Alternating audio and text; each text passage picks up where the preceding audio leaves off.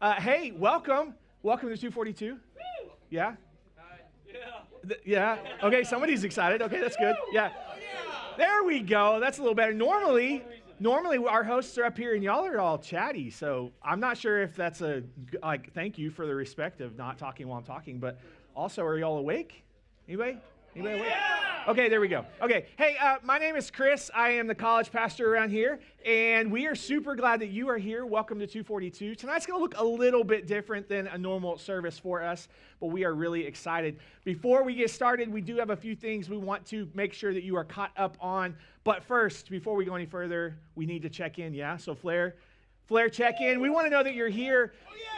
Next week, we're going to be doing a giveaway. Every time you have checked in this semester, it enters you into that giveaway, and we'll give away a gift card and some other fun stuff. So get checked in for service tonight. It helps us just keep track of who's here so we can follow up with you. We want to know you were here, and thank you for pulling out your phone and doing that. You also can check in on the screen in the lobby. It'll be there the whole time. So we do have a few announcements. I have a handy card because I don't remember all of them. If you were here last week, then Zach did an amazing job letting us know about a really important event that has nothing to do with the guys in the room. It's for Galentine's. Yeah, so Galentine's is happening. It's happening February 15th here. Somebody help me. Riley, is it here? Yes, yeah. It is happening February 15th, and it is for girls only. Girls only. So we posted, y'all listen up. In the announcement flare earlier today, we posted a link. Girls, if you are not already in the Girls Flare chat, you should do that. You can RSVP so we can prepare for you to be there. But that's going to be a fun night. And I think there's going to be tote bag painting. So if you, guys, I know you're jealous. I know. But you can't go. Another thing we talked about last week, but we want to make sure you know about, is we are starting a new group, and it's actually kicking off this coming Monday. It's called Alpha. If you are a seeker and you're like, I have questions, I'm not quite sure where I land on faith or God, I'm not sure what I believe, I still have some things I'm trying to figure out, then this is an amazing group for you. Or maybe you're even a little skeptical. You're like, I'm not sure I buy into all this stuff. This would also be an amazing space for you. Maybe you're like, I'm good, but I have a friend that has been asking a lot of questions. Man, Alpha would be an incredible space for them to come and sit in. It's going to be a short-term group, so it'll just be this semester, and it's just going to be a safe space to ask and wrestle with some faith questions. Who is God? There has to be more to life than all of this, right? And so it is going to be awesome. I'm so excited. We've been praying a lot for Alpha. The QR code right there, which also is in the lobby, is for an interest form. Just saying, hey, I want more information about Alpha, or I'm ready to say, yes, I'm going to be there. So if that's you tonight, man, scan that, go in the lobby and scan that after service, or come find me and say, hey, can you tell me more about Alpha? We'd love to get you connected. That's going to start this coming Monday. 3 more things you need to know. Most of them are quick. The first thing is leadership apps are going to open next Wednesday. We'll talk more about that. You can talk to your CG leader, your serve team leader, but apps are going to open next Wednesday for serving for next school year. So be praying about that. After service, if you stick around, we're going to have a cereal bar in the coffee shop, which is on the other side of the annex. So we'll have some free cereal, and also just opportunities to play some games if you want to do that. So if you want to stick around, you can do that. And then the last thing, in your chair, you probably saw this. If you didn't, somebody stole it. So hit the person over the head next to you and take it from them. But this is a prayer guide, a 21-day prayer guide that we put together. We are kicking off our 21 days of prayer and fasting tomorrow morning, okay? So it's going to go for the next 3 weeks, because that's how long 21 days is, if y'all didn't know that. It's going to go for the next 3 weeks, and we're encouraging you on 3 things. One, also to go through the guide. But the 3 things we're encouraging you with is, 1, something that is distracting, something that you use for comfort, that you find yourself turning to when you're stressed or overwhelmed, or you just want to waste time. What would be something that you could fast from the entire 21 days?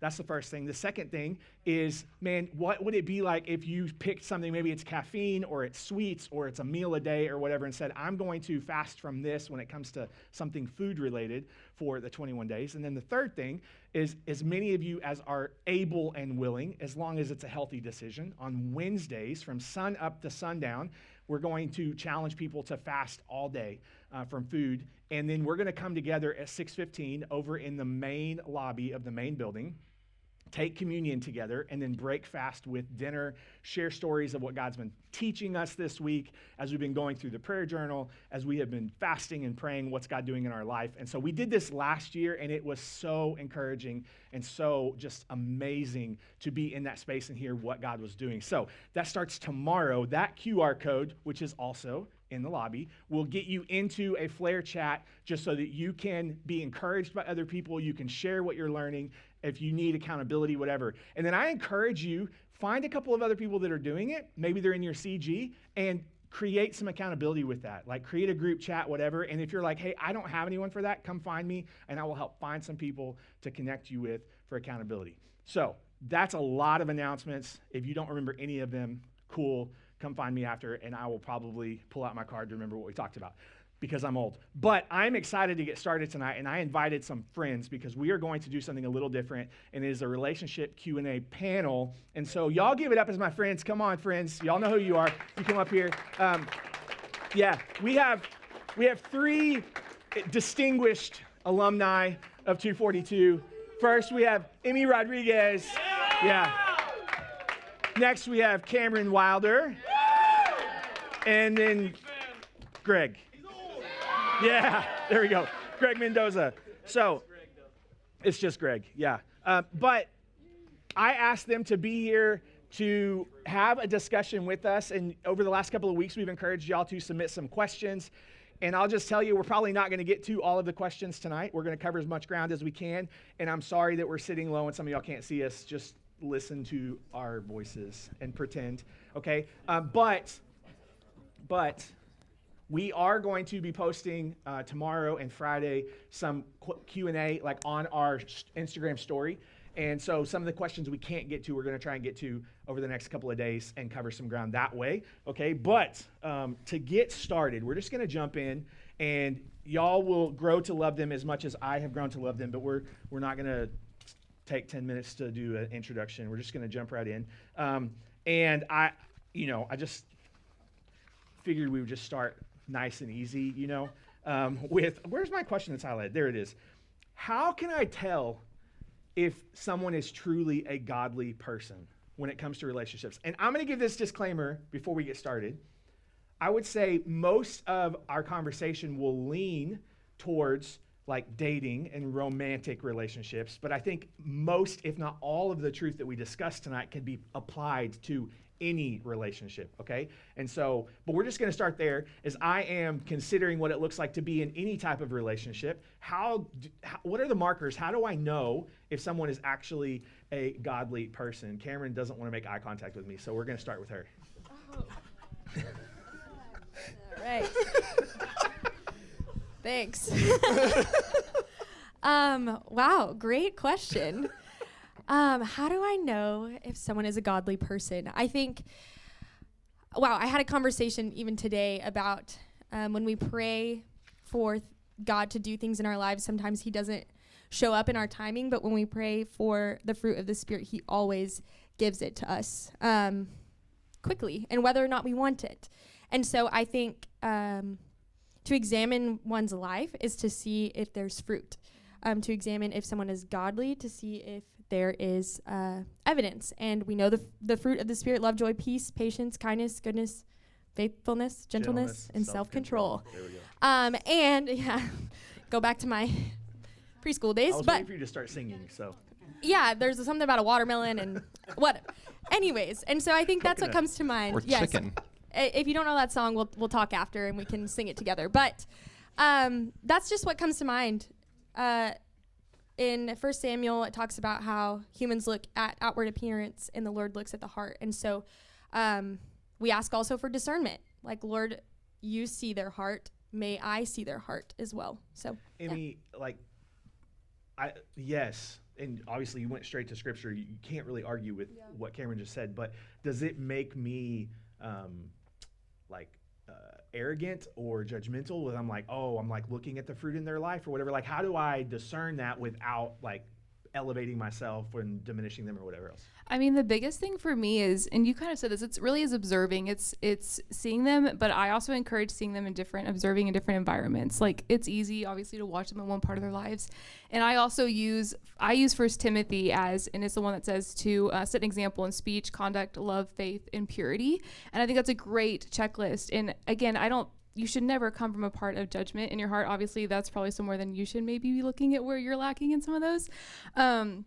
But I'm all about observing. I think character is a very unseen weight bearer, and I think it's a big thing. And so Cameron really nailed it as far as what you should be looking for. So I would just encourage you observe and across different environments. I think that's huge. It's easy to sometimes see one part of their life and see how they're acting, but it could very easily change in different areas and around different people. And so. Yeah.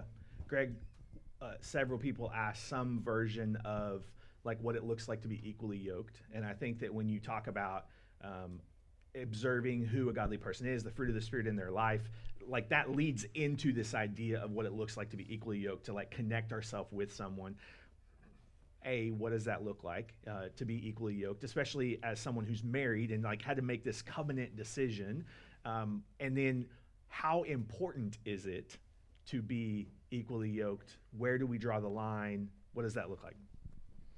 Yeah, no, I think there's a lot to kind of talk about with that.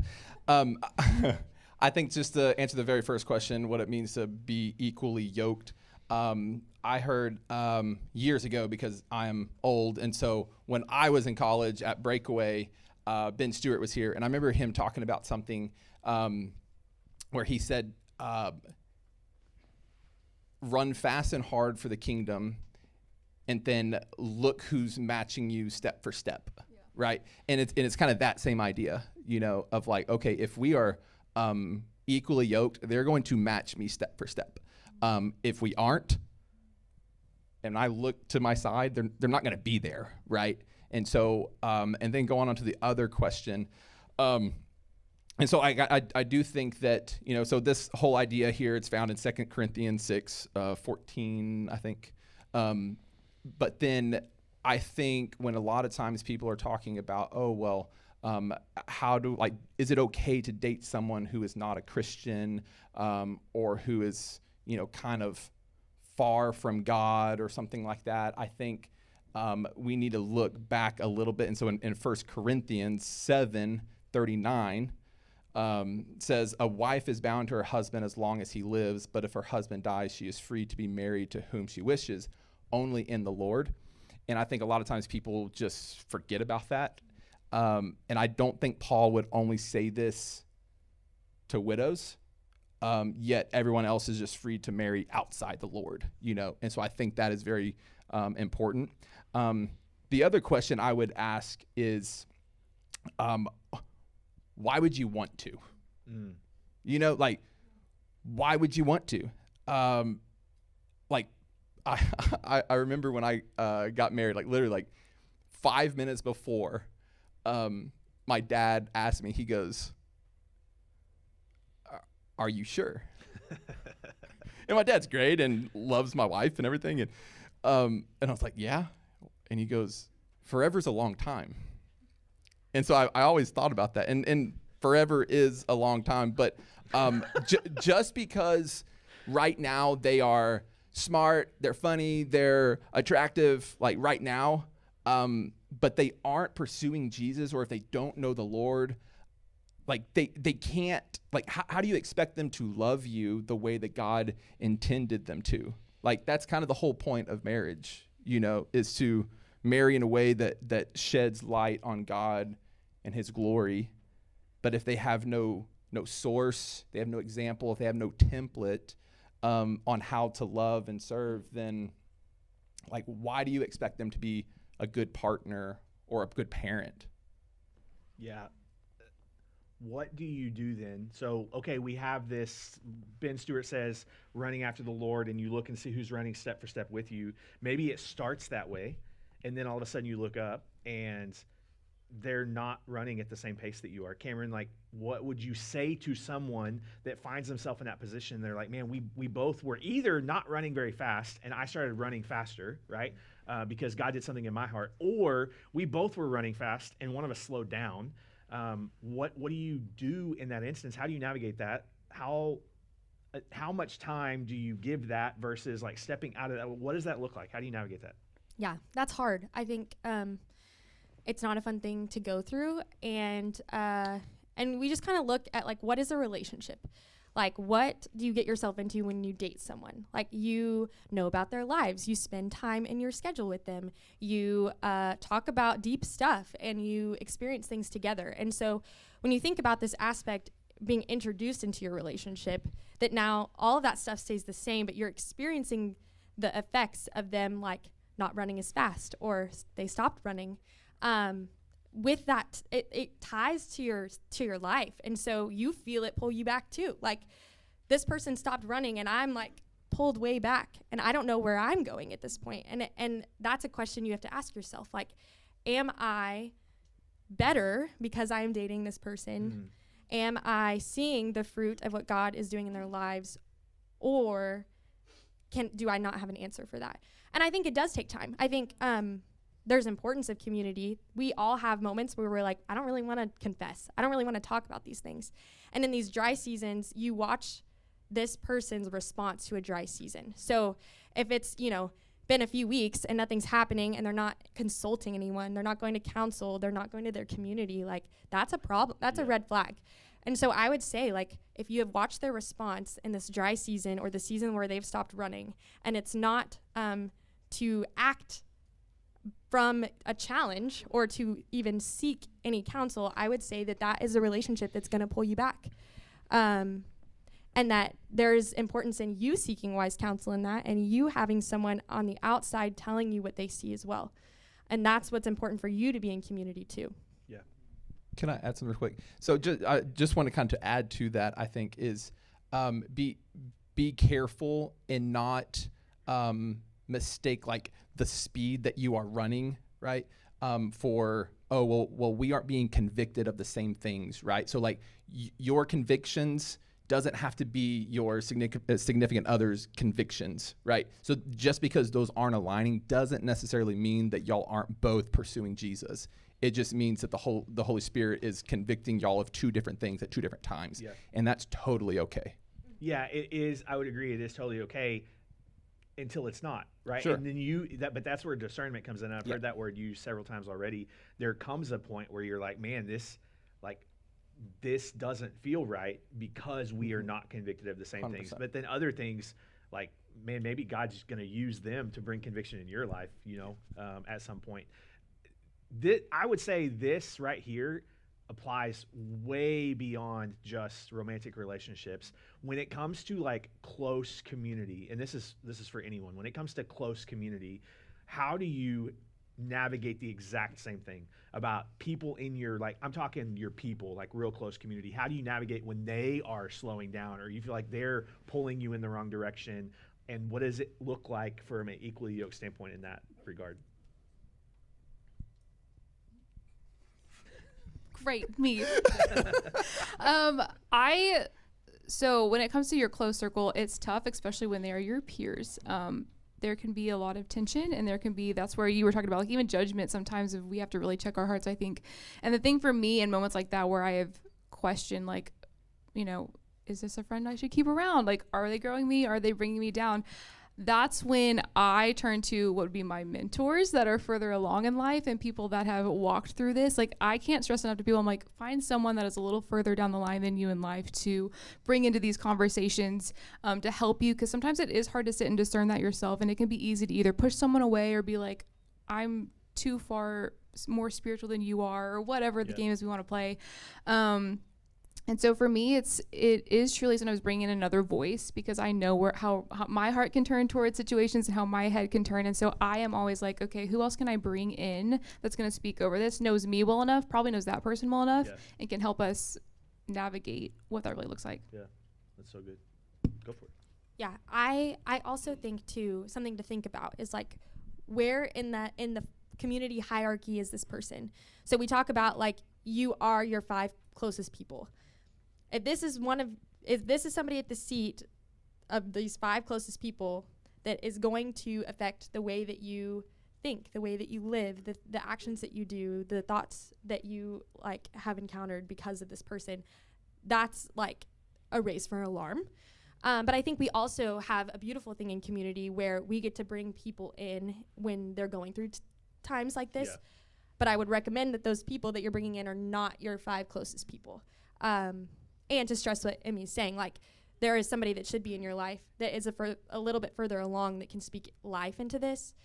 I think there is a difference in getting to bring someone else into what you're experiencing so that they may experience it too, versus like, this is affecting me as a believer, as a person, as a student, as whatever. They need to be removed from my table, but it doesn't mean that they need to be removed from your life. Yeah, so good. We talked a lot, and we'll come back to talking about significant others and the other side of the equation, but talking about ourselves for a second. How do I know if I'm ready to step into a healthy, godly, specifically dating relationship? Greg, how do I know that I'm ready for dating? I think just asking that question is a good sign that you have that self-awareness to just analyze kind of your life and what's going on and where you are, and trying to figure out like, okay, like, am I in a good spot, like mentally, emotionally, spiritually? And so I think just asking that question is super, super important. I think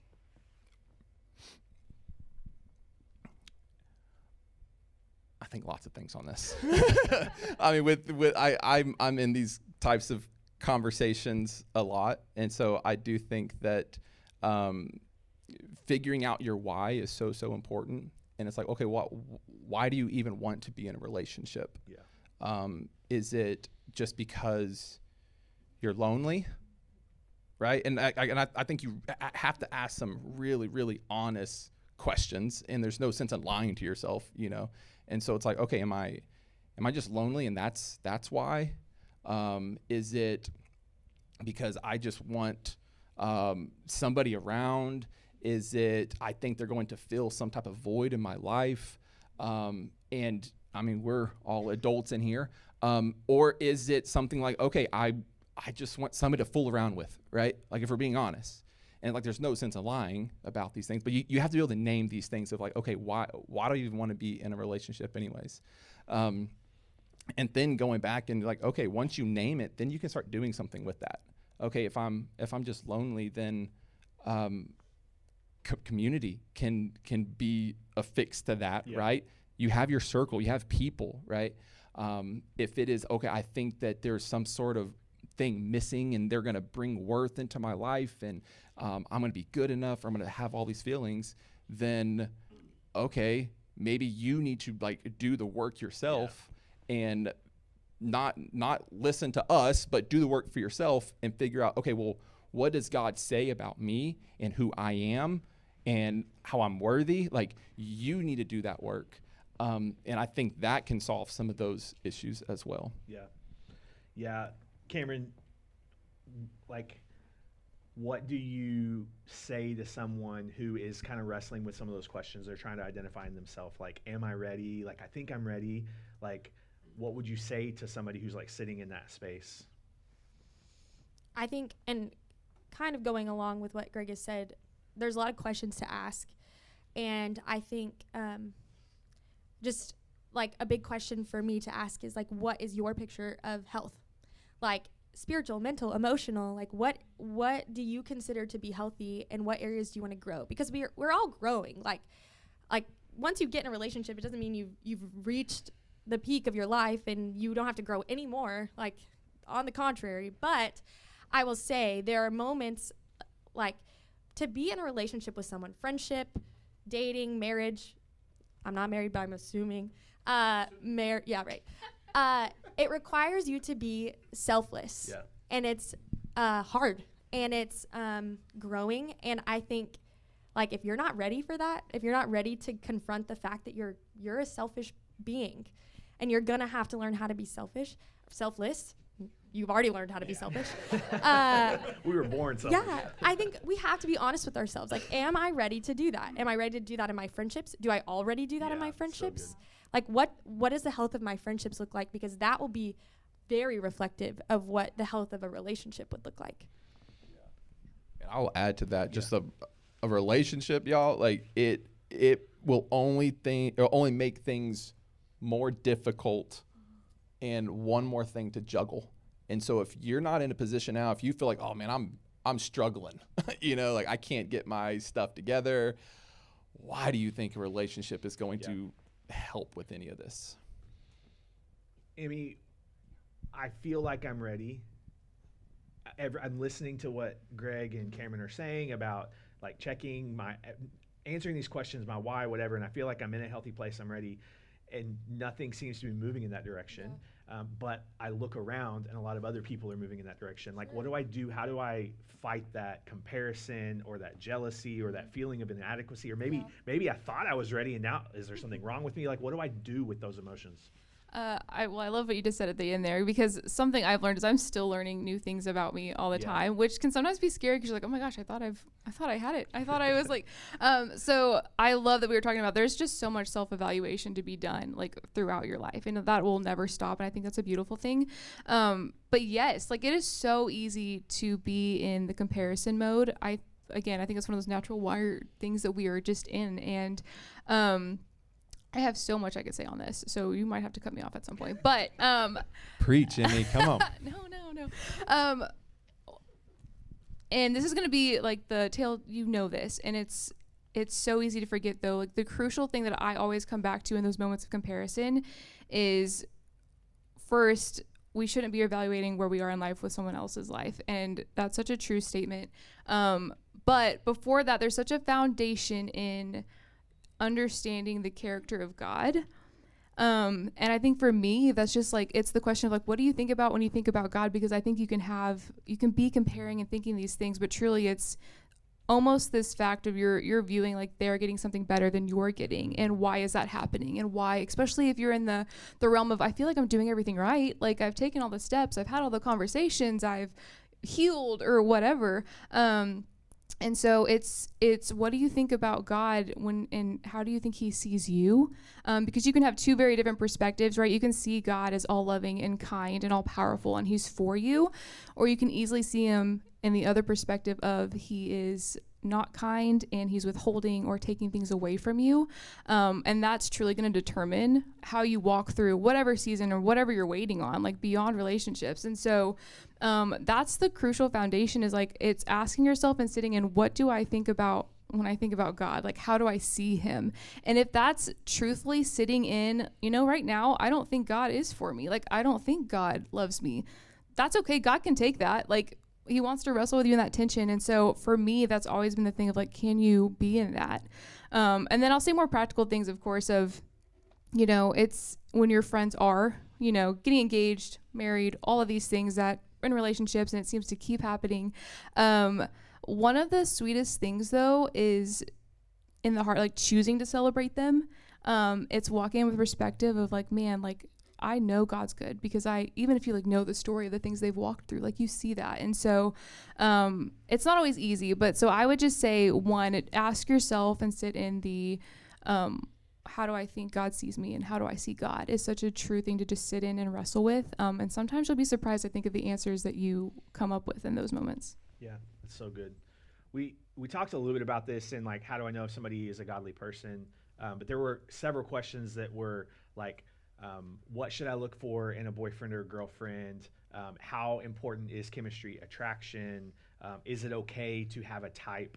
And so just that whole kind of direction of conversation, what would y'all say about that? Just as now, okay, I'm starting to evaluate. I've done some self-reflection. Obviously, it's going to take more than the 15 minutes we just gave it, but I've done some self-reflection. I'm doing heart work. I feel like I'm content. I'm in this place where I have a proper view of God, and now maybe there's some potential suitors or whatever, but like, how important is attraction and all of that? What should I be looking for? Fruit of the Spirit is a huge part of that we've already talked about.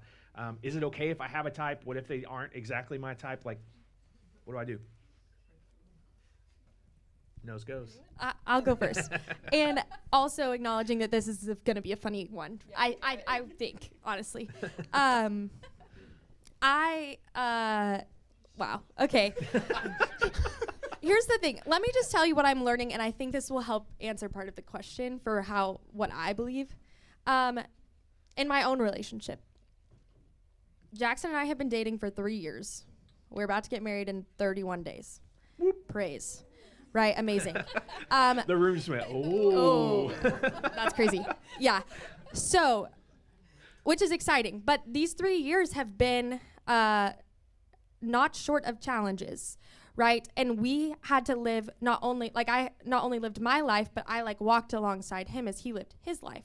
And we went through hard things together, separately. We and this is only in 3 years. So I'm just imagining when we're 70 years old and we're dealing with health issues and we're dealing with loss and we have dealt with really hard things. Am I going to care what Jackson looks like? I'm probably no. I mean, I'm not. He's still gonna look good. I know it. Oh yeah. Just look at I'm him. sure Just that I look at will him. think that. But what I'm saying is I'm gonna be glad in those moments that I didn't marry someone simply because I liked the way they looked. Also, we don't look like this forever, okay? And so if you like this person the way they look when they're 20, they're not gonna look like that when they're 70. So Their ears keep growing. yes. Well, so I'm just kidding. But my point is, It's true. my personal belief, and this is where I think it's gonna be funny, is I do think attraction can be important in a relationship. I don't think it's something to completely discount. Yeah. But I think the most important thing to focus on is not attraction, but am I going to go through the hard stuff with this person and be thankful? Yeah. That's good. No, it's good. It is. No, I agree. I do. I think attraction and chemistry, I think attraction, it needs to be on the list, right? I don't think it should be up very high, but I think it needs to be a check box that gets checked off, because they might check every single box off and you're just Greg, I am just not attracted to them. That's okay, and that doesn't make you a bad person or a shallow person or anything like that. There needs to be some type of attraction there, and so you have my permission to be yeah, I don't want to pursue this because it's just not there. I've evaluated all the other things, so it's not the very first thing. It's I'm not even going to give them a chance. But yeah, it's totally okay. Yeah. Someone say thank you. Someone was really wrestling with that. There's going to be an awkward conversation after this, okay? At least wait a week or something, Yeah. Not right after. If they're in the room right now, just give it a week or so they don't know. Okay. Yes, your obtrusive thoughts it got said out loud. I know. Go ahead. You want to add to that? No, I was just gonna. Well, Cameron just said I think it's funny that she just outed herself. We didn't really know who it was until now. We for sure know who it was. But no, I totally agree, and I think this was a great question that we did ask, because I do think people have asked this question quite often to me, and I'm wow, I didn't realize this was such a tension point that people were facing. So one, I'm glad we could answer that. But yes, I totally agree. I always say it's cause, character, then chemistry. So obviously it's running the race. Oh, thanks, Jackson. Write it down. Go ahead. It's cause, character, then chemistry. So it is on the list, absolutely. And I love what Cameron said. It is so important to evaluate, can you suffer well with this person? Yeah. Is such a big question. So great. Yeah. Well, and I think that we often elevate chemistry to the front of the list, right? And so, like you were saying, you need to evaluate a lot of other things first. But they could be the greatest person in the world, and that spark is just not there.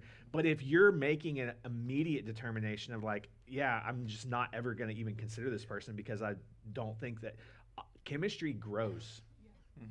right? Like chemistry, like, yeah, the butterflies and the love at first sight and whatever, but like chemistry grows and you grow more attracted to someone when you know their character.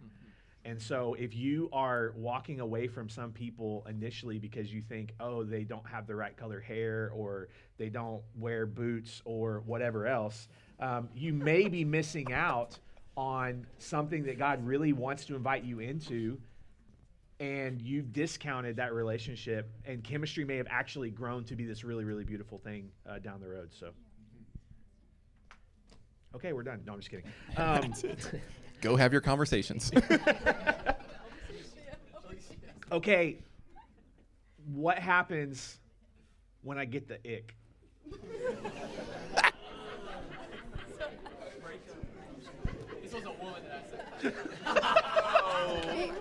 Wait, I don't These have were a, anonymous. These were wait, anonymous. I have a funny story. I don't have an answer. Is this on? Yeah, okay. Wait. Okay, this is kind of funny. I'll go really quick. Yeah, we went on a ski trip a few years ago, and the girls on the trip decided it would be really fun to make a master ick list. And it's like everything that we could think of that would give us the ick, like we put it all in a note. And Jackson and I were not dating at the time, but you know, it was like, I wonder. And I was walking down the street with Hayden Goodlet, and he looked at me and he goes, Cameron, you know that everything on the ick list is what Jackson does. And I was like, oh. That's so right. That's right. maybe this is an answer.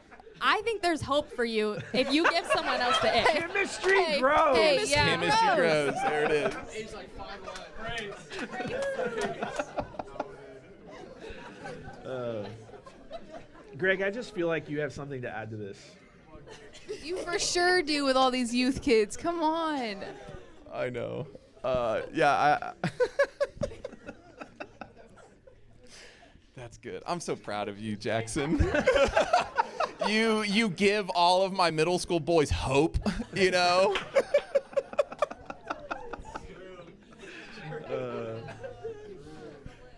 I don't really have a ton to add. I just think this is funny. He was like, nothing to say, but could be funny. Yeah. That was his comment on this question. And we all laughed, and I was right. So there's that. I will say I've had a lot of, you're right, they've been girls that have talked to me about icks and stuff. I've never heard a guy even say that. Now you have. But for me, when girls say that you haven't, like, oh, that's an ick for me, you know? So I feel like a lot of guys probably agree. So girls, just watch out. Yeah. That when you have an ick list, that's kind of an ick. Keep it to yourself. Yeah. Okay. There's hope. There was hope for me too. Okay. For specifically for Emmy and Cameron, do you think it is okay for a girl to pursue a guy? Oh. Okay.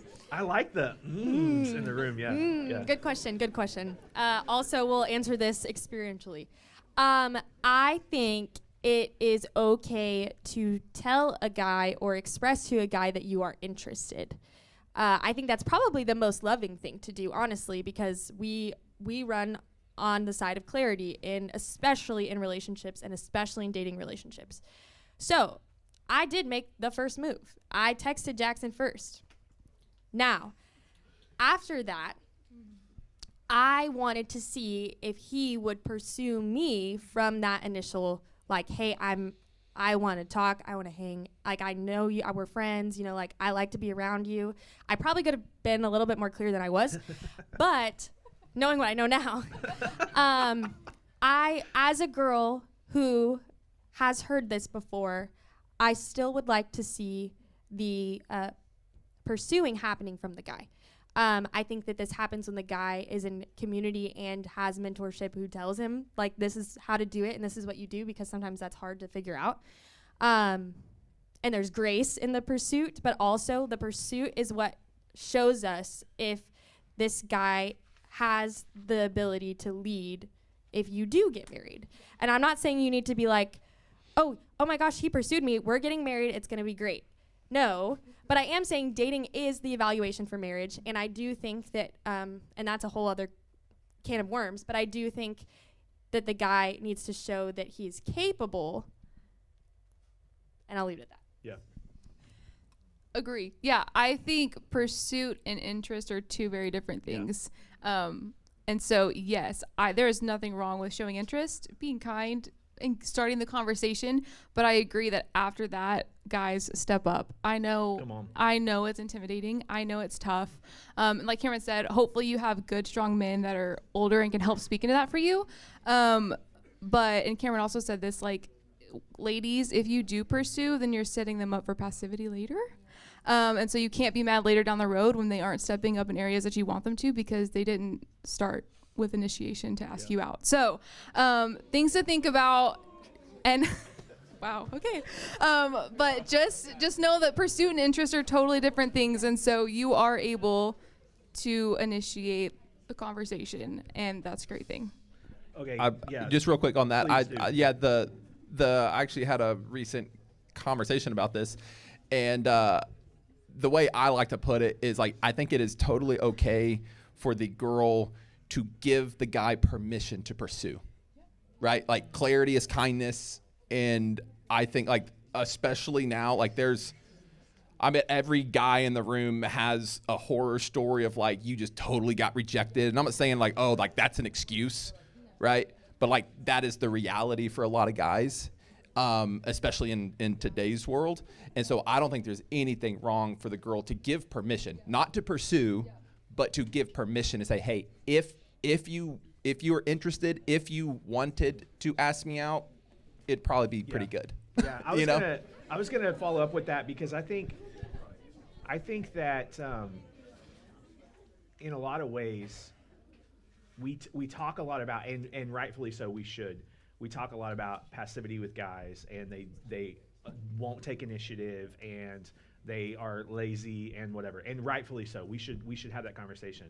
But I like, the older you get, we're not in middle school anymore, right? And so girls and guys do this too. So I'm not just like throwing shade on the girls, but we shouldn't make it difficult. Like you said, clarity is kindness. I heard clarity multiple times, right? Clarity is kindness. Like we're not playing games. We shouldn't be playing games as we're like trying to navigate this, especially if we're considering like, man, I see, I've done the hard work. I have done the self-evaluation. I see the fruit of the Spirit in this person. Like I'm really interested, not just chemistry. Like I've already looked at cause and character. Like I'm really interested in this person. We should not be making it difficult for people who may be interested to step into that. And we're not in middle school anymore. And so I think that the more both parties can provide that clarity to each other, and then guys, yes, you need to take the initiative and you need to pursue and you need to lead. But both sides can really help bring clarity and kindness into that discussion. Side note, because I have 3 brothers, so I'm going to speak to the ladies for a second to help the guys out, because it does hurt my heart. If a guy has the courage to come up and ask you out or even show interest, you can be kind even if you're not interested, and do not be the girl that is going around joking around it with your friends. It's so unkind, it is not loving, and that is not a way to show the love of God.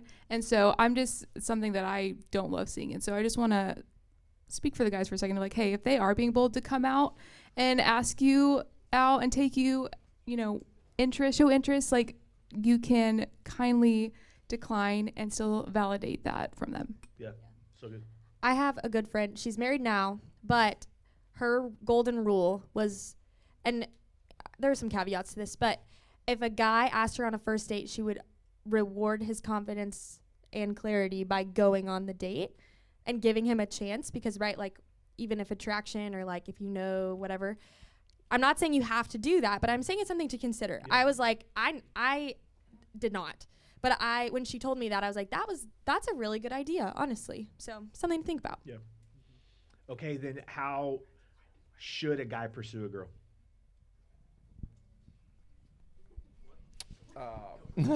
I'll go. Sure. And we're out of time. No. This could be really simple. Y'all make it difficult, but Yes, this you could be do. really, really simple. The first thing is just tell them that you are interested. Don't go through a friend. Don't go through a friend's friend. You know, Chris already said it. This is not in middle school. Like, tell them. Be clear, but not weird.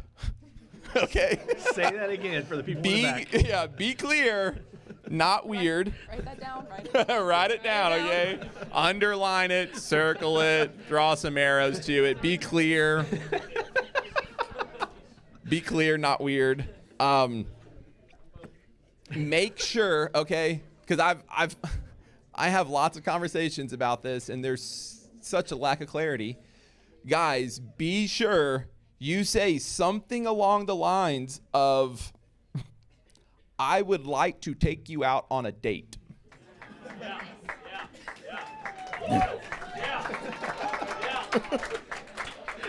Not, you want to hang out sometime? You want to go get coffee? You want to get coffee? Yeah. You want to hang out? You want to go do something? You want to go walk in a park or something together? Oh, no. Like, That's weird. that's weird, right? That's weird.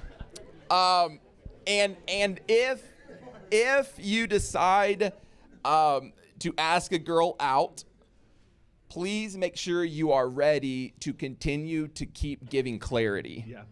Not just be like, okay, I did it once. I had the confidence. I was clear. We're going on a date. This is the whole thing.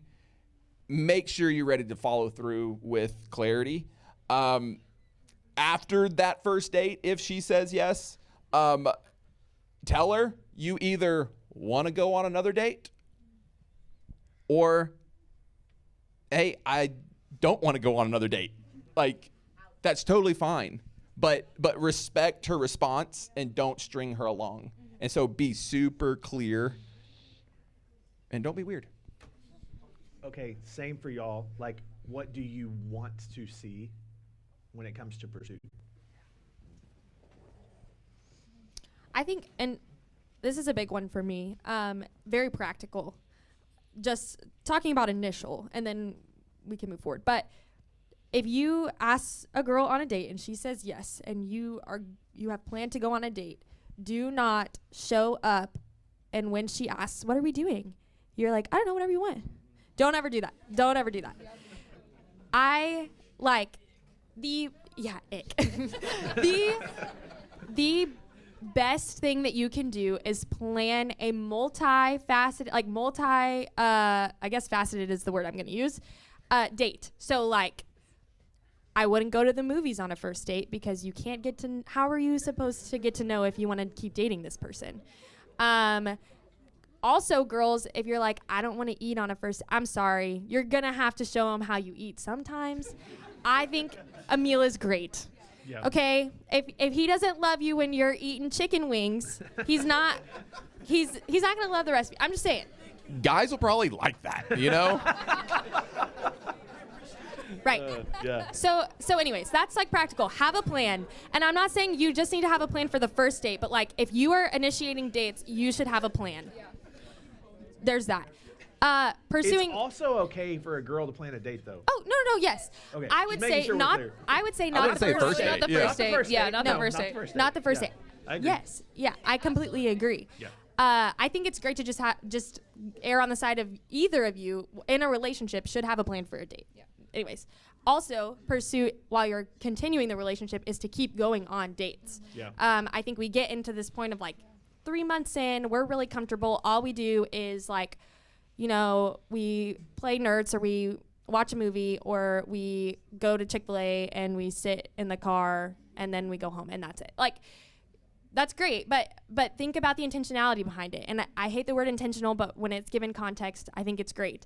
Be purposeful in what you do. Be purposeful in what you talk about, the questions that you ask, the activities that hey, I really like horseback riding, so Jackson took me horseback riding. Like, yeah, right? Awesome. What a man. Right. So think about like, oh, listen to what your partner has said or friend, honestly, if you're like wanting to do something purposeful for your friend.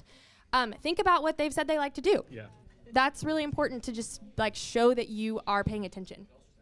So good. Greg, do you still date Brandy? I try to, yes. Yeah. Yeah. Yeah. Y'all have been married how long? 10 years. Yeah. Yeah. It's crazy. It is crazy. It was a long time ago. Yeah, I've been married longer than that. 16 years. 16 and a half. She's in the room. You should know this. No, she's not here anymore. She left. Yeah. Mind, then it doesn't matter. 16 and a half years, 2 kids, and we don't date as much as we used to, but it still is a super important part and continuing to pursue each other. That shouldn't go away. That's not just to win them over and then, okay, I put a ring on it, and so now I don't have to worry about that anymore.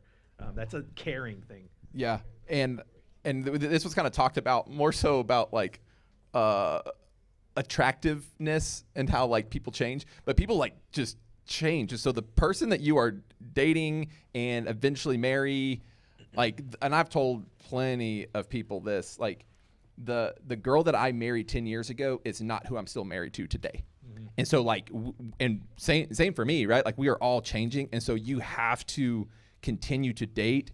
And the way I like to put it, like you need to be a student of your spouse, of your, boyfriend, girlfriend, whatever. Like you need to continue to learn about them, what makes them tick, and what makes them tick right now is not going to be the thing 10 years down the road either. And so if you aren't intentional about this, yeah, I know I hate that word too. If you're not intentional about this though, you're going to look up years from now and you're not going to know each other. Yeah, so true. So true. There's 2 more big topics that I want to cover before we finish.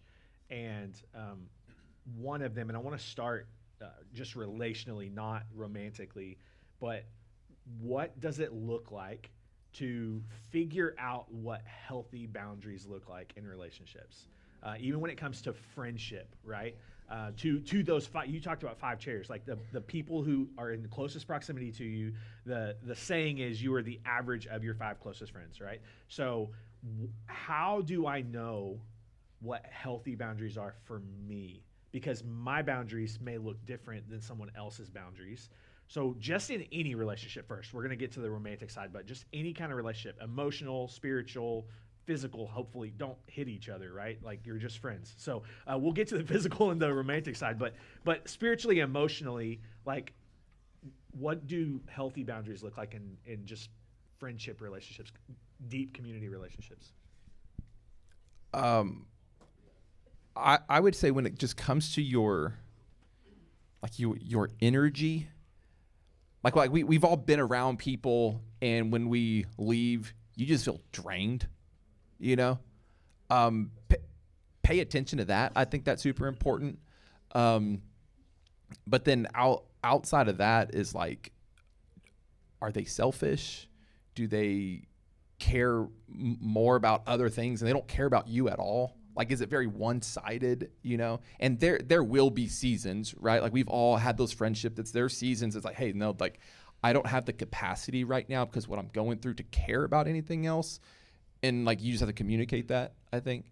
But yeah, I think for me, the biggest thing is like, okay, my core group of guys, and I'm really big on this, like they're going to get access to everything in my life.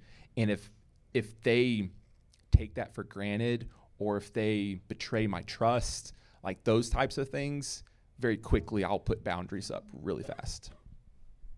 Yeah.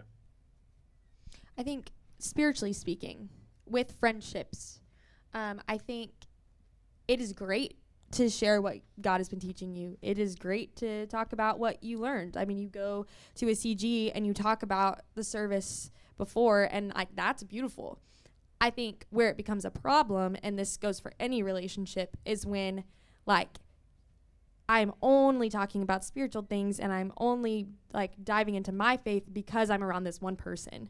And it's like your motivation isn't to know God more. Your motivation is to like keep up with your friend or like match your friend's energy. And that's where it becomes an issue. And I think, and vice versa, like if you are recognizing that as well, like I think it's important to call out, it's important to note, but spiritually, like if we are depending on anyone else for our spiritual health that is not Jesus, there's a problem. Yeah. Amy, what do I do when somebody in my close circle, like deep community, has broken my trust, has taken advantage of me, maybe isn't communicating in a healthy way? I find myself drained. Like, how quickly should I respond to that? How bad does it need to get before I like make some kind of significant adjustment? I mean, hopefully you again are somewhat able to self-evaluate who you are. Like if you can tell that you're changing or you're acting differently, whether that's emotionally, spiritually. And Cameron kind of talked this earlier when we were talking about like, you know, there's a difference between removing them from like your core, you know, and I've experienced this where I have had seasons of like, there have been people I was like, you know what, like, I don't like who I'm kind of turning into now that you've changed a little, and doesn't mean I don't want to love you and still like be, but like I do now. You've lost some of that trust, and there are certain things you don't get to have a voice in over my life anymore. A big thing again was I evaluated how I was changing in those moments, and again, so you have to have a little bit of level of being able to self-evaluate how you're changing, how you're acting, and notice those things. And also, I will say the other reason like I was noticing that is because I had trusted people that saw that something was different in me, and that was huge because sometimes we're not going to notice it for a while. And so it was helpful to have someone that knew me well enough to also could tell like, hey, I can tell that there's something different in how you're speaking or even how you're like coming into the environments lately, like. And so that was a big key for me too. Yeah, that's huge. Okay, so then what does it look like when it comes to like a dating relationship or engaged relationship, to have healthy boundaries spiritually, physically is a big one, emotionally? Like, what does that look like to know what those boundaries should be? What if the person that we're in a relationship with doesn't respect those boundaries, or maybe they don't initiate that conversation about boundaries? Like, all of that. How do we navigate boundaries? I'll speak first on just the difference between the level of boundaries that we put in place based off of your relationship status. I will say, like, very practically, when you do not have boundaries in emotional and spiritual places, like, those are less tangible, but it doesn't mean they're less important. Yeah. I think you can take on someone else's load and emotional status very quickly when you don't have boundaries in place, especially in a dating relationship, because dating, like, didn't come around. It wasn't in the Bible, right? So dating is something that we've developed, and it's this like, yes, we're evaluating, but also if you don't put up those boundaries, you have learned how to be married without the covenant. And that's like goes for all the categories. And so when I think about emotional, like a rule that we had in our relationship that we still talk about often is like, if I'm going through something hard, or if I really need to talk through something, like, I want you to be aware of it, but I'm going to go to 3 people first. Like, I'm going to have my closest people, I'm going to talk to them first. They're going to be aware of it. They're going to be praying for me. Like, maybe that's wise counsel. Maybe it's just community, but you will not be the first person to know when I'm going through something really hard. But you will know, and you will be aware, and I will take your support. You are not my sole source of support, and I should never be yours. That was really helpful for us.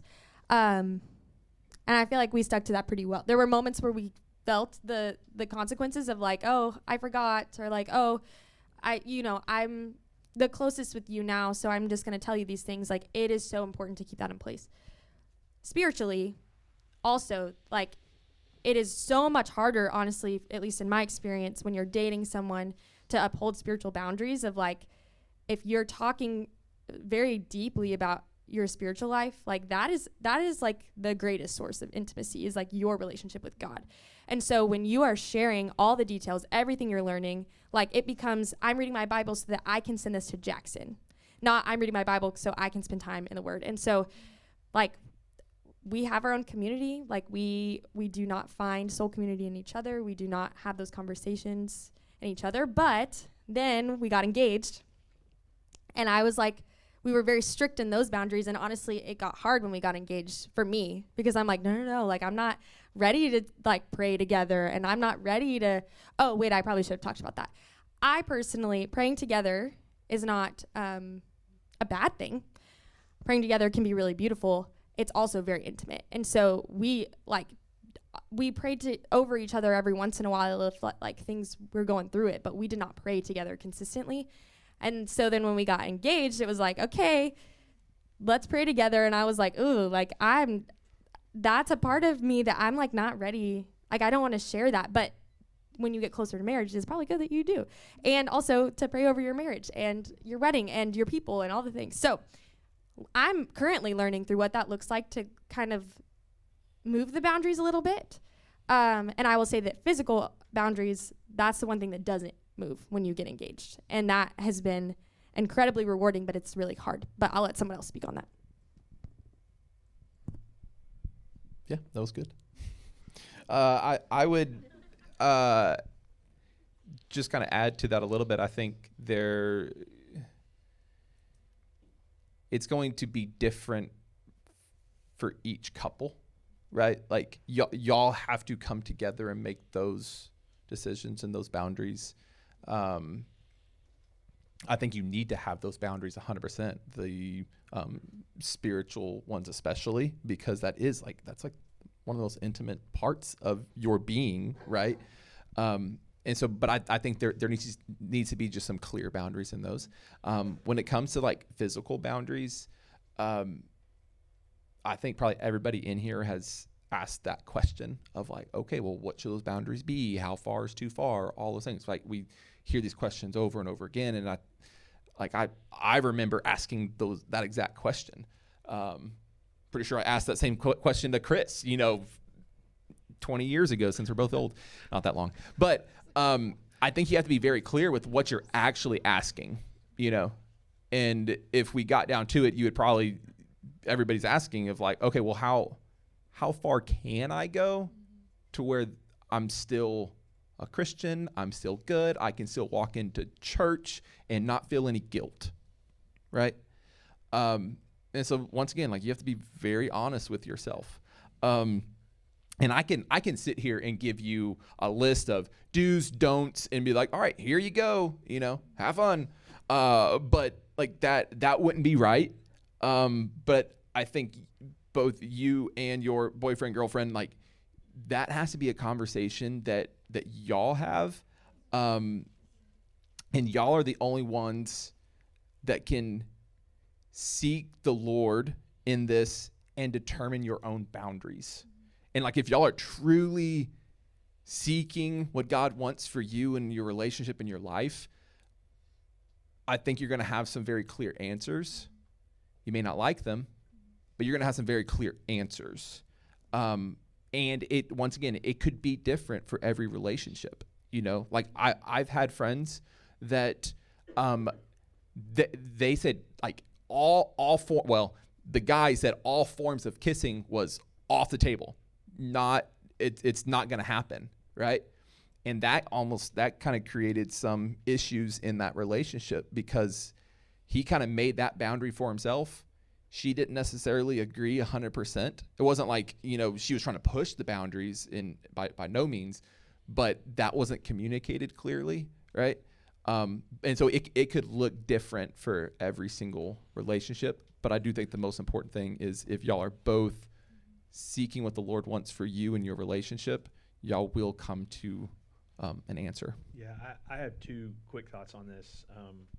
One, I was talking with Pastor Sam a couple weeks ago, and he was sharing a message that he had watched, and the pastor was talking about how when we ask that question, like how far is too far, it's because we have determined that what's on the other side of the line is actually the good life.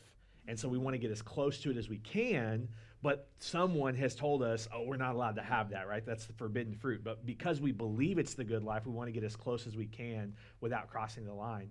But the reality is, and we have to reconcile this with ourselves, and we have to come to a place where we understand and believe this, the reality is that Makarios, the good life, the blessed life that Jesus talks about in the Sermon on the Mount, life as God intended for us, is not on the other side of the line. It's way over there. And so the things that Christ invites us into actually leads to the best possible version of life and relationships. Culture has just told us that that's not true. And so we've convinced ourselves that that's actually, we're missing out because we're not crossing the line and going over there, but that's not actually what God intended for us. And then the second thing I would say when it just comes to boundaries, and I've had this conversation so many times, naturally just because of being in college ministry, boundaries are going to look different for every single person. And Ben Stewart wrote a book called Rest in War, and in it he gives this example of he has two friends, and we're adults in the room, so I'm just going to say it exactly how he said it. He has two friends. One is a self-professed alcoholic, and for him to even go sit in like a hotel bar is just too much temptation. He can't do it. It's not healthy for him, and he's learned that about himself. And he has another friend who has struggled with a porn addiction for all of his adult life. And one of the like gateway things into that for him is even something as simple as going to the magazine aisle at Barnes & Noble causes him to have this temptation and struggle. And so he knows, like, I can't even put myself in that position of being in the magazine aisle at Barnes & Noble. He's like, but if you take the alcoholic and you put him in the magazine aisle at Barnes & Noble, he's going to be like, what's the big deal? And if you take the porn addict and you put him in the hotel bar, he's going to be like, I'm not tempted. What's the big deal? You have to be honest. You said that. Like, not what other people say is right, not what you want to be true, but what is actually true about your predisposition, your weaknesses, your struggles. And if you come to a place where you actually believe that life as God intended is the things he's invited you into, then I want to chase that. So I want to create boundaries that help me pursue life as God intended and keep me from pursuing life that I have been convinced is the good life in somewhere else. So, okay, so then what do we do when we have crossed those boundaries? Let's talk about sexually specifically. Physically, we've crossed that line. If I have done that, am I damaged goods? How do I have that conversation? How do I bring that into a new relationship? Or I'm still in that relationship. What does healing and reconciliation look like? Just anything in there, whatever lands with you. Like, what do I do in that space? Can I just real quick, Go. and then Share. it'll be super quick, and then you just give all the good stuff. Okay. Oh no. Okay. All right. So when it comes to this though, on our team, like working with youth and students and everything, we are very intentional on, like, we don't use the term sexual purity. That, like, we like our leaders and our team, like, they're not allowed to even say that. Instead, we use sexual integrity.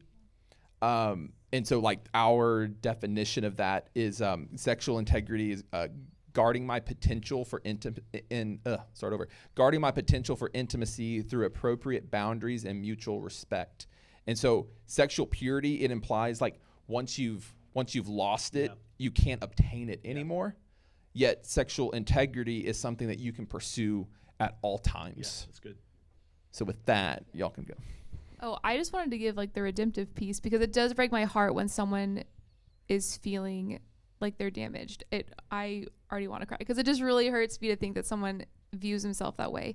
So just hear, like, God's love for you doesn't go away. Your standing in acceptance before him is no different. I love Joel 2:25 says, I will restore for you the years the locusts have destroyed. And there's just so much hope in the Bible constantly about how God sees you and how he views you. And it's not just hope, but like confident assurance. Like, this is what God says about you. And so even if you are feeling damaged and feeling shame and guilt around those things, yes, there is so much hope. And Greg just put it beautifully of what it looks like. And so healing is a whole other topic. And so if someone else wants to take that one, I'll come back in. But I don't want to take all of it. So go ahead. Healing piece. That was a great setup. I had a feeling you knew. I was Wow, like, Cameron's that's amazing. this, Cameron's got Healing this. piece. This is something I was thinking about, and something that that changed my life, honestly, to think about is, like, when we feel like we're damaged goods, when we have gone too far, or that we have crossed these lines and now we just feel this, like, overwhelming weight. I know some people will call it guilt, some people will call it shame, but I think there's a difference in guilt and shame. I think that there are stressing that if this is part of your story, like, you are not damaged goods, you are not too far gone, you are absolutely made new, and there is nothing that will change that, because, like, what happened was already nailed to the cross, like, it's already cleansed by his blood. So, like, hear that before I say what I'm about to say. I think there's a difference in guilt and shame. I think there are absolutely consequences for our sin. I think that those exist. I think to feel guilt, and correct me if I'm wrong on any of this, there can be a healthy amount of like guilt that's tied to conviction, but guilt is something you walk through, not something you sit in, because when you sit in guilt, that's when shame comes. And that's when it weighs you down, and it convinces you that you're damaged goods, and it convinces you that there's no way that you can get out of this, or that there's no hope. And so when we finally confront the fact that shame is not something we're supposed to have, like shame is something that Jesus came to save. And so we should know that there are consequences to our sin, but we should never sit in it, because you have already been redeemed. You have already been made new, and any sin that you have committed and will commit has already been nailed to the cross if you believe that Jesus Christ did what he really did for you.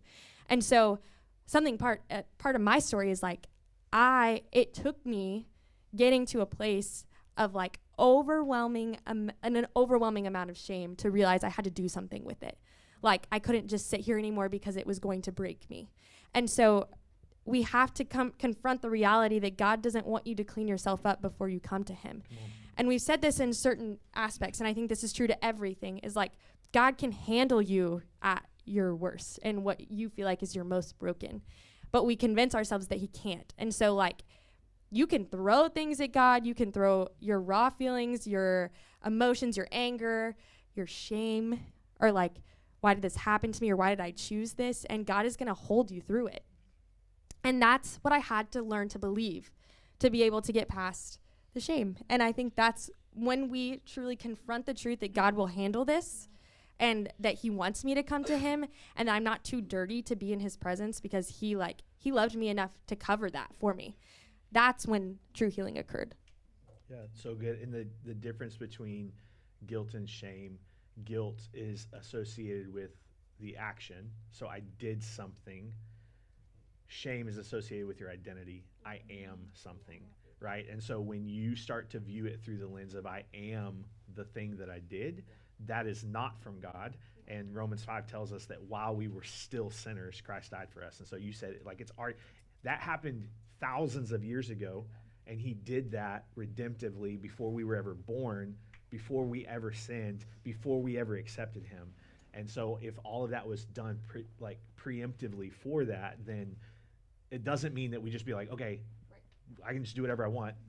Romans 6 is like, absolutely not. That's not that's not what grace is about. But there is a difference when it shifts over into our identity. That's shame, and that's not from God. So, Greg, and we'll kind of wrap up here, and I'm going to give you all a chance for any final thoughts before we close. But Greg, how do I bring that conversation up in a new relationship? We're pursuing God, but it's a part of my story. How do I bring that into that?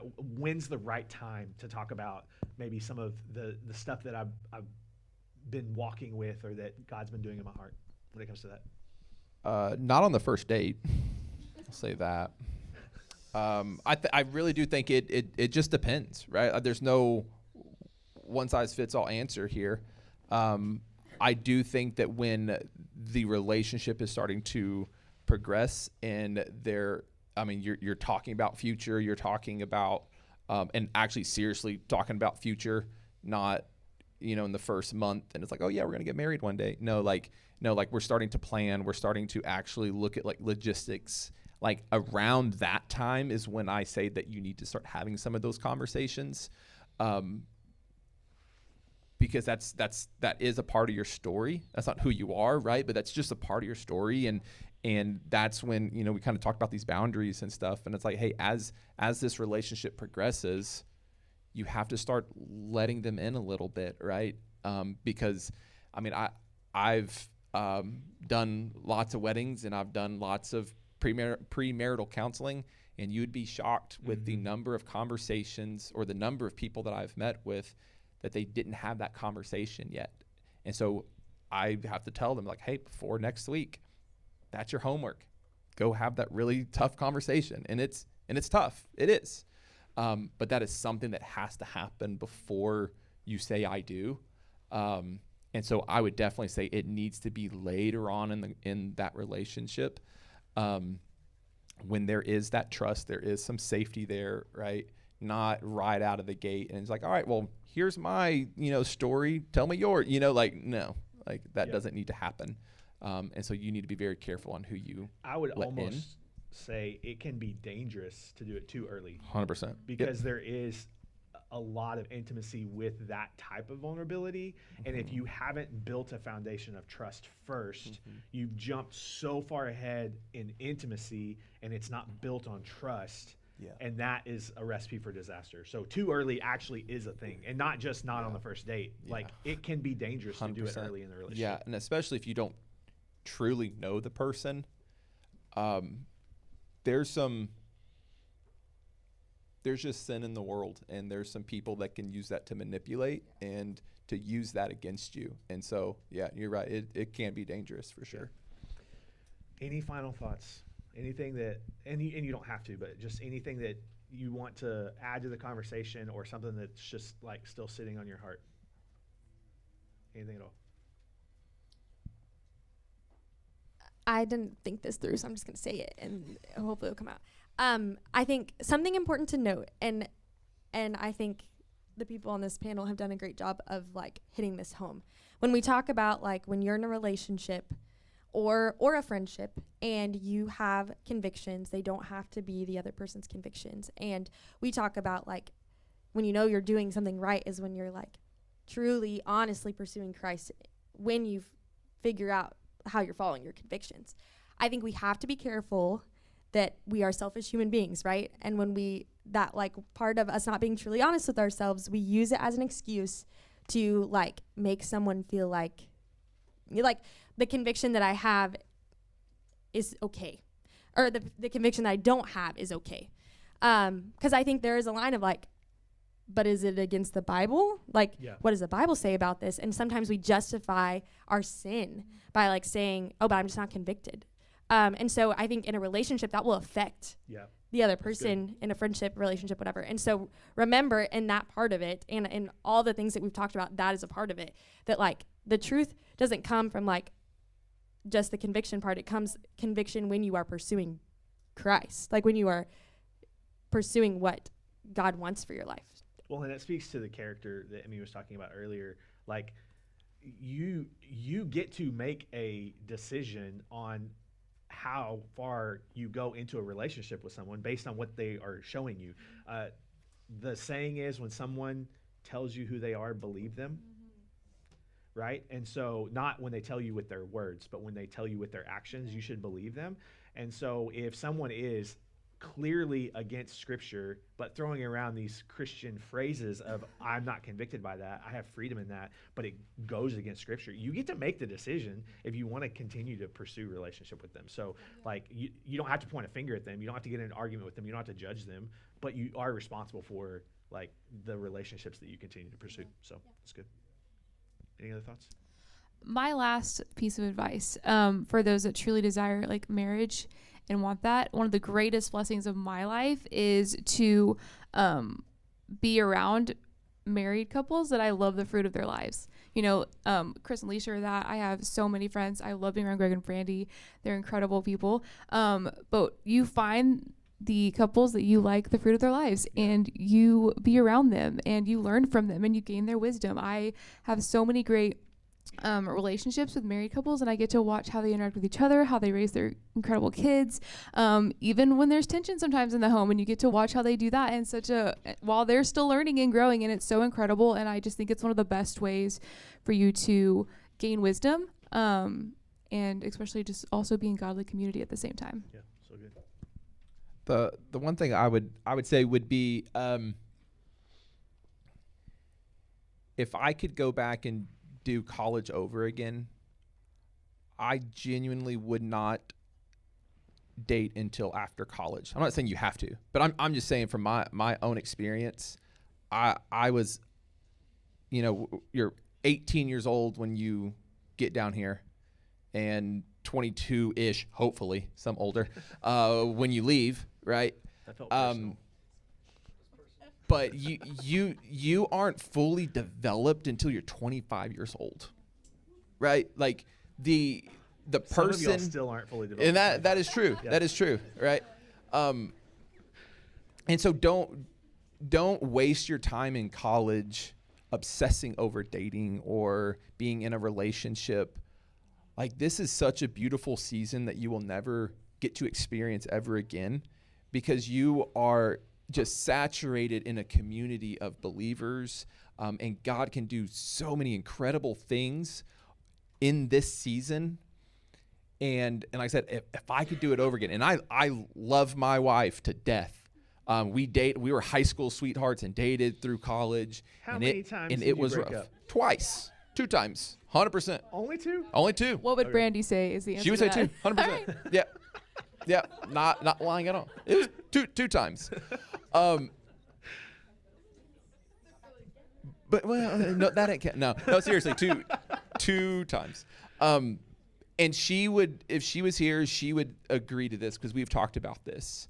We were not ready to date, and it wasn't until we were out of college that God started doing things in our lives to bring us back together and put us in a healthy position to actually start pursuing each other, because we were pursuing Him first.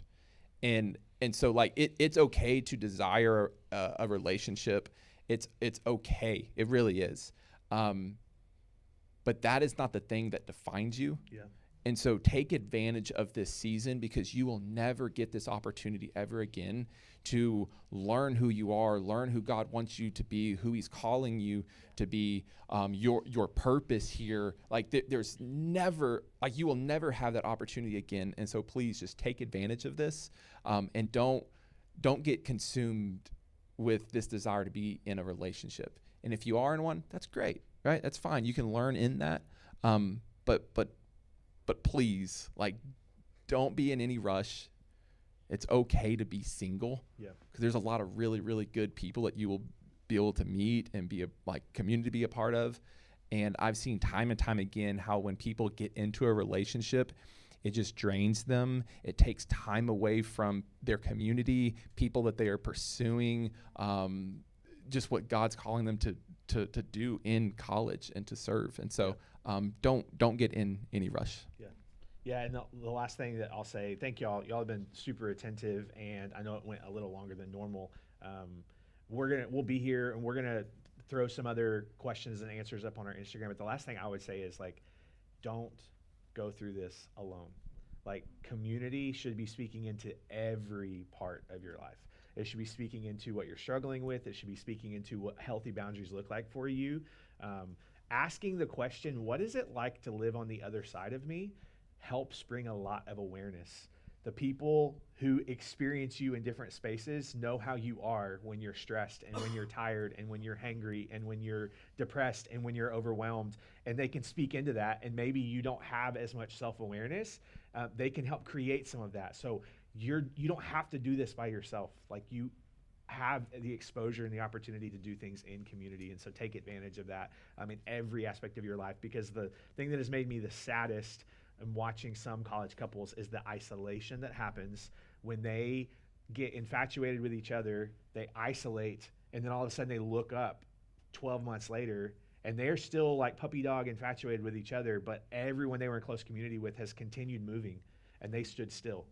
And now all of a sudden they're like, we feel so alone in this. Or they break up, which is even worse, because now they feel like they have no one because they didn't continue to do things in community. So thank y'all. Amy, will you pray us out and then we'll be done? That'd be my joy. God, thank you so much for tonight. This room full of people, Lord, that are pursuing you and wanting to know more about you. And God, while we talked a lot about relationships and how to navigate them and how to be good stewards of even just the friendships we have in our lives, God, I pray that we would first and foremost, Lord, only look to you, God, as our Savior, as our ultimate love, Jesus, as the only one that could satisfy everything that we're feeling inside, and even the things that we can't put names to. God, you are the answer. And so, God, I pray that for everyone in this room, Lord, that is where they would first turn and search, Lord, is on their knees with you, God, in their mind. And so, Lord, I just thank you, God, again for who you are, how you love. And I pray, as Chris and we all talked about, that just community is so important. And so I pray, God, for those in this room that don't have that, God. We're believing, Lord, for community to be formed. And we are just so thankful, God, for your loving heart. And thank you for meeting us in this space. And it's your name we pray. Amen. Awesome. Okay.